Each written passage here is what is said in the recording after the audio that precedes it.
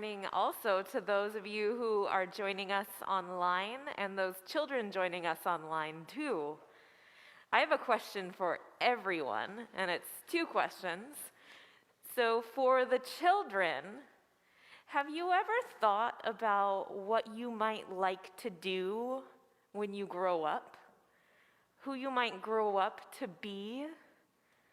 I know when I was little, I thought quite a bit about that, and it ranged from astronaut to president and teacher and everything in between. It's great fun to think about what we might be when we grow up. So if you're thinking about that, keep thinking about that. And for the adults, I wonder if you remember thinking about that when you were smaller. What answers did you have? And now that you're grown, what do you think about that? I think it's an ongoing question. We're always in conversation with God about who we're called to be and what we're called to do.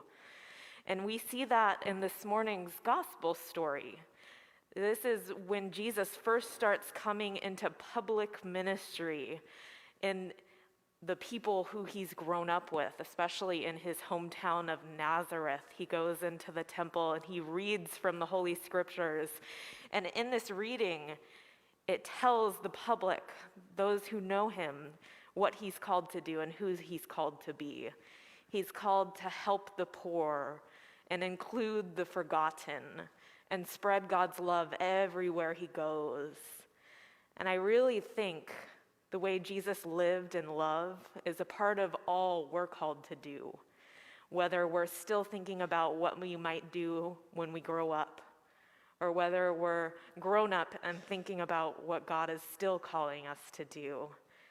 I invite you to think about that this week.